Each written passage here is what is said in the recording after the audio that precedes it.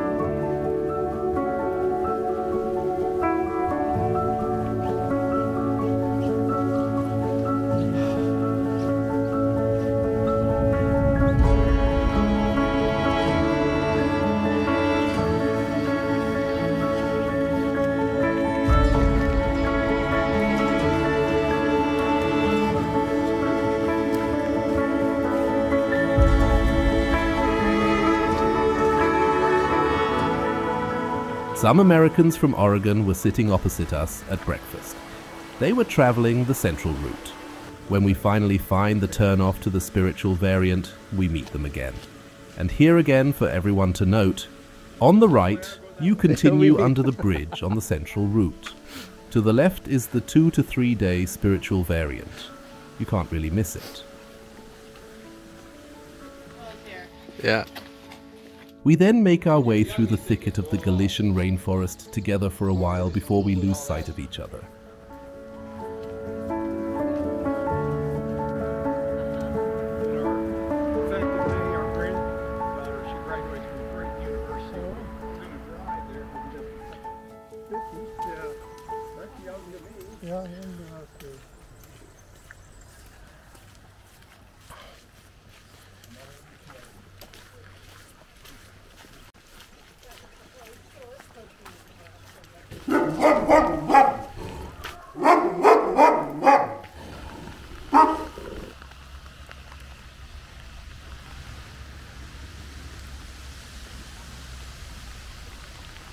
We go around the front of the monastery. After the forest, we suddenly continue southwards. Mike and I reach the monastery of San Xoán de Poio, get a stamp, and a short time later we're even on the coast in Combarro. The sleepy harbour town is an idyllic and picturesque feast for the eyes. Only there's no food. We were so looking forward to seafood on the beach, but the waiters there are kind of weird blokes. More on this in the recap at the end.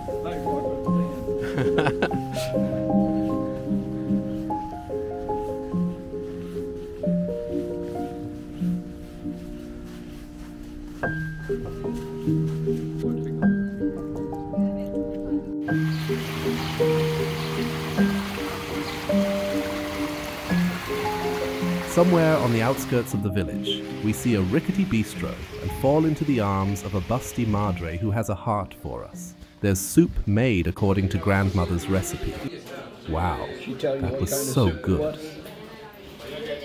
It's so kind. If I drink whole wine. We already suspected it. No more dreamy harbour idle. To get to our destination today, we had to somehow get over this hill to the northwest of us. It demanded everything from us again. The spiritual variant means steep climbs and a monastery here and there.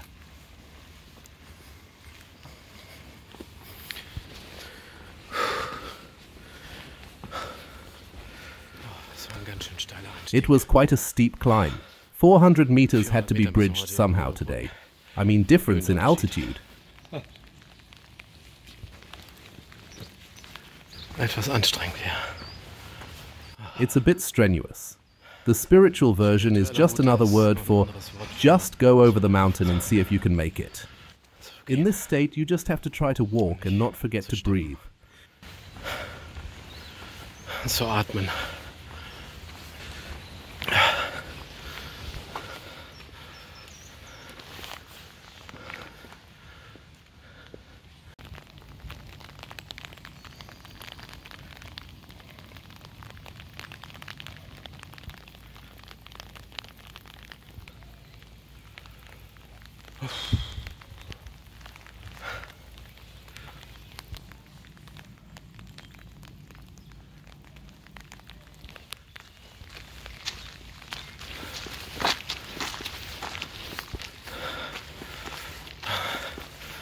Wir müssten jetzt eigentlich mal ganz oben angekommen sein. We should actually have reached the top, but after one summit comes the next. Somehow I feel a bit reminded of the Pyrenees. Small steps, very slowly, then you get there, then it's on.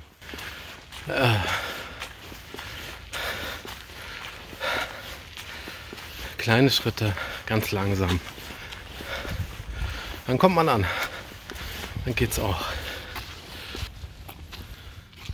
Things are going slightly downhill again. That gives me a little hope. Es gibt mir ein bisschen Hoffnung.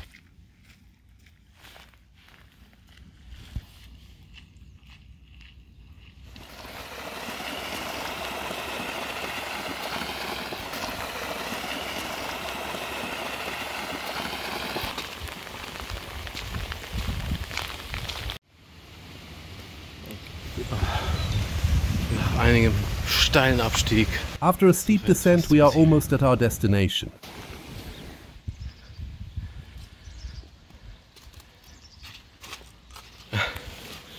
Hey, my friend. And I do? The way downhill was a real slippery ride. Yeah. Slippery rocks and flowing water.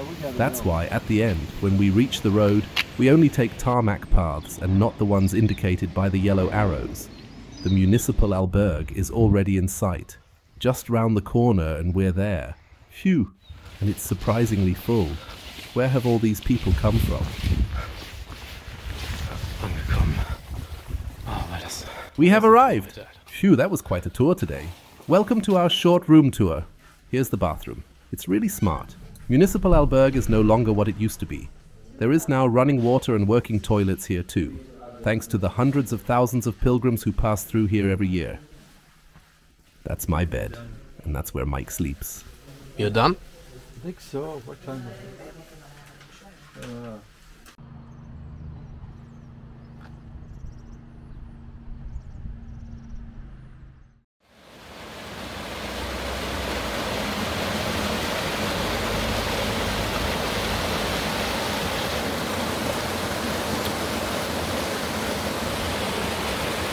No Camino too big, no Por too small. Por, get in.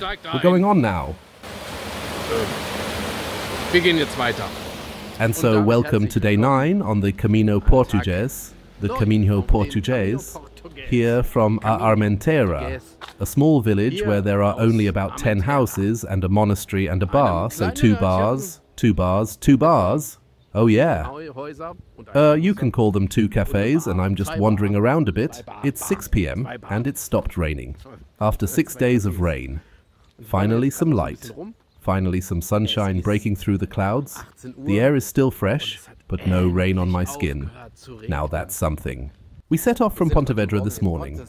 I checked Google Maps to see if there was an open cafe anywhere. There wasn't one. The first cafes didn't open until 11 a.m. and we were already in a really bad mood. We were in a really bad mood, so we were already uttering some pretty nasty curses. No! No, that was a joke. Of course we didn't do that. No, we just kept walking, and then suddenly a little bar appeared next to us and it was open, and we didn't just get a coffee con leche, we got 2 coffees con leche. We also got to know nice people from Oregon. From America, yes, who we actually met here again tonight in Armenteira. It was back there, in the bar. Wait a minute. You can't see that now, can you? Yes, right there. There, that's our albergue. Now you can see it too.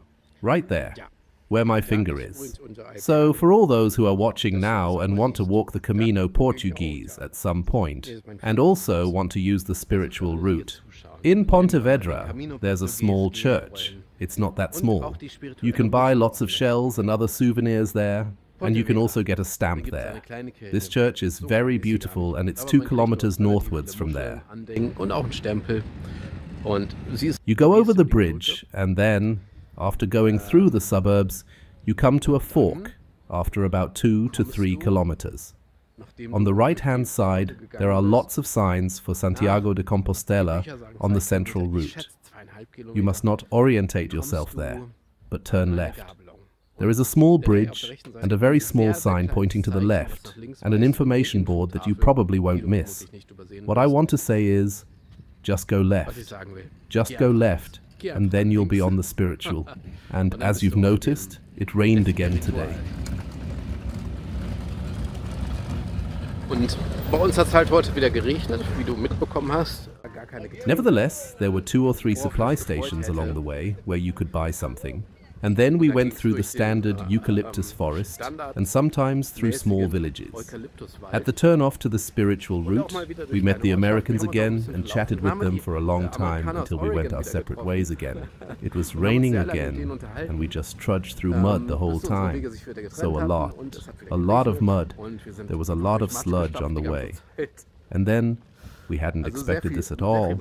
We came to small coastal towns that were really beautiful and would have been even nicer if there had been sunshine. I then looked for a restaurant. You could have guessed that in this characteristic tourist village, which was really picturesque and idyllic, to summarize briefly, the place was very nice, that you could guess that there was a good restaurant there near the coast. But most of the restaurants were closed. 2 were open. I then steered Mike along. He was a bit annoyed with me because I was guiding him a bit too much through the village. We have to go down there. We still have to go down. We still have to go left and right, and then to the coast, and then uphill again back there. And he was already saying, let's just keep going on the Camino, please. He's not hungry, but I was hungry. What should I do? We were on our way. Everything was fine. We followed the path through the old town and came to the main road that led up to where we wanted to go.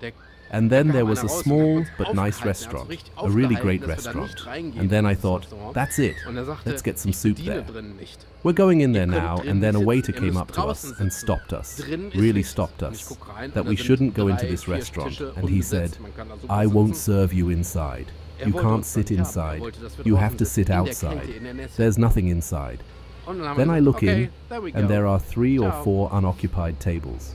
It's a great place to sit. But he didn't want us there. He wanted us to sit outside in the cold, in the pouring rain, and then we said, okay, bye amigo.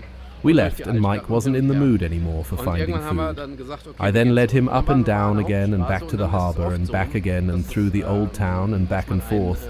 And at some point we said, okay, we'll go back.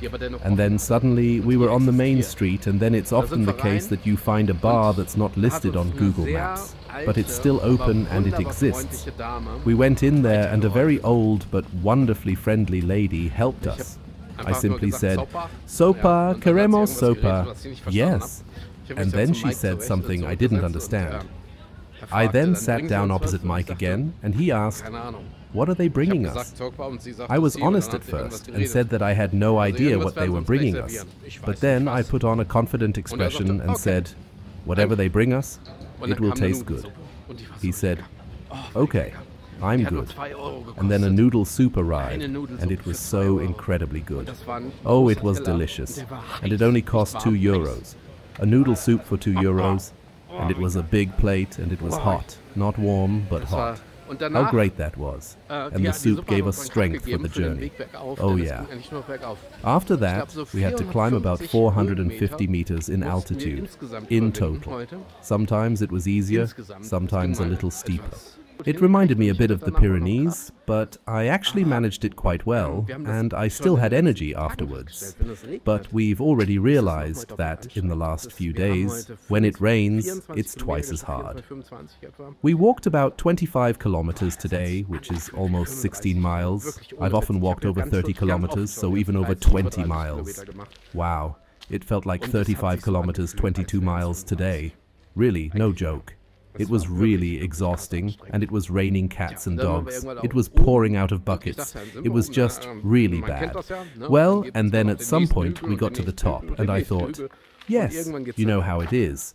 As soon as you get to the top, there's a new hill somewhere, and then the next hill and the next hill, and at some point it goes downhill. And we were almost running, and it was rocky, it was impassable, it was really dangerous in places, because the path actually turned into a river again, because all the water was running off the top and you really had to look where you were going. Okay, there's a stone, okay, I can step over there, I can step over there. We really jumped back and forth until we got to the albergue, because we had a bit of a time crunch, as we had to be there by 2 p.m. That's when they close. They close the doors for 2 hours. They don't open again until 4 p.m. What are we supposed to do until then? Whistle on dandelion stalks? We were in a hurry, and we were there at 1:45 p.m. The albergue is a municipal albergue, and that means it is open to all pilgrims. They deliberately refrain from accepting reservations. Those who arrive first get a bed. Those who turn up late, well, I think they will still be helped somehow. It's a different life here on the Camino. I remember this from the Camino Frances, where the door was opened again for a lonely wandering pilgrim long after closing time. There is always a bed free, a sleeping mat or something similar. I can really recommend this albergue in Armenteira. You can also spend the night in the monastery. That's where I am right now, in the convent. You can't really see it. You can also spend the night there. You have to write a letter to the nuns who live here. You can also send an email. You have to write it in quite a lot of detail. Well, I have it on good authority because a Camino friend of mine will be staying here soon. She did that. You have to explain your reasons. You have to write a detailed email, and even if you've done it well, you can stay here for a minimum of 2 nights. You can't stay here for just 1 night. You have to plan at least 2 nights here, and then you can spend the night in the monastery. I also believe that you are allowed to do that as a reed man. Then that works too, yes, or read whatever. Well, and I haven't seen Semana Santa yet. I haven't seen any of the procession yet. It's just a bit different this time. And then I went into the monastery. As a tourist, not as a novice. Sorry, but I don't identify as a Western Spanish nun. At first I thought I'd just have a look around. But the Camino had other plans for me. Without realizing it, I arrived just in time for the Pilgrim's Mass.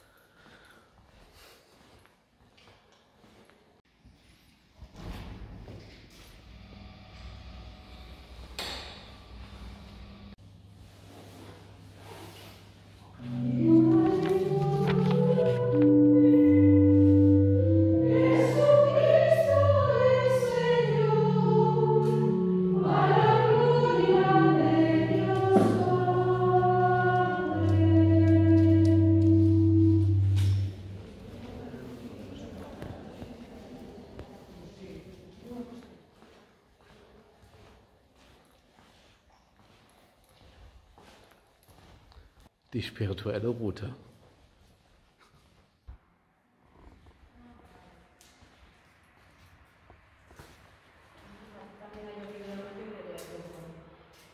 Ich steig jetzt raus.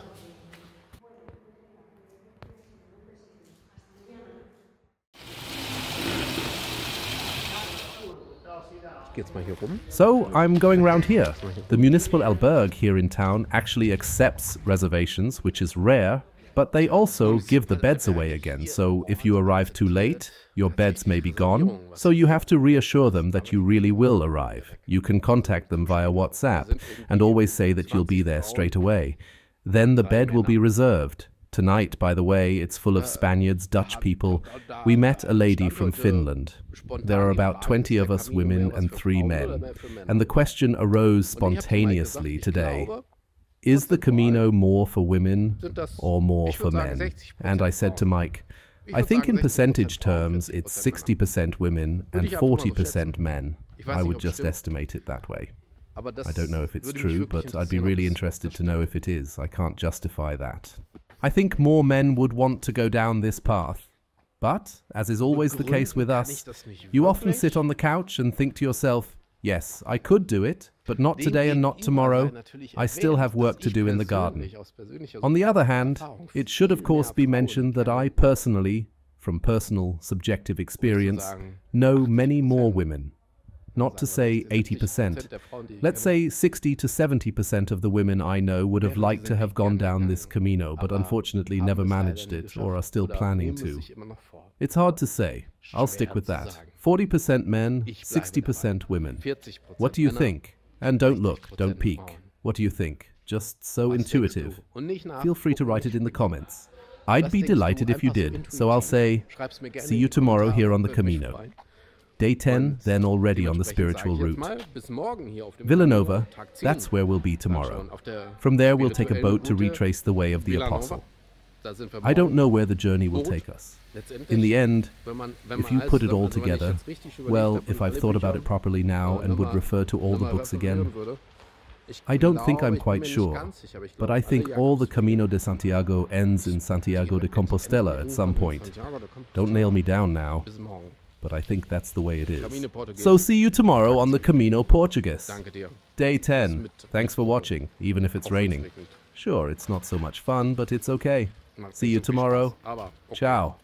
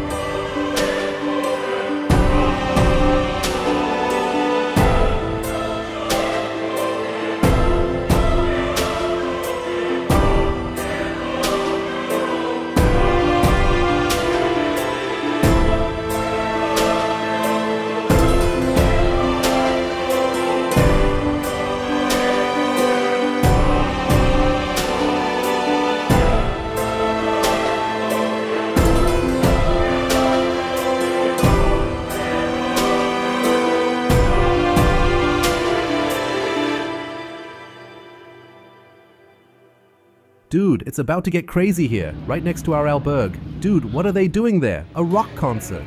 Are you serious?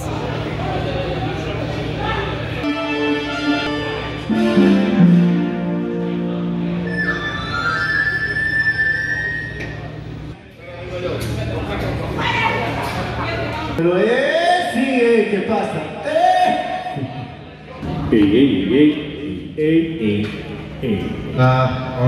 Well, that could be something. They're having a great time right next to our albergue. There's a band playing, maybe even several bands, and we're spending the night here. I think earplugs will be necessary today. May the god of deafness be with us tonight, or we can just go over and have a beer with all the crazy blokes. Are we going outside to see the band? No. Maybe you are, but I'm going to bed with the earplugs. Yeah. Mike spent me some, he gave me some earplugs. Here. There's a good place for a band. but not when you're doing a hiking on the Camino. Mm. You need sleep. But maybe Sebastian doesn't. He's party animal. Just yesterday was my 20th birthday, so Liar. yeah. Big liar. I know how to make things up. Wishful thinking. You do MSU. You know MSU? MSU? Make shit up. I never. Not while he's asleep. Good night, everyone. See you tomorrow on the Camino Portuguese, I feel good. the coastal route. Mike feels good. It's good.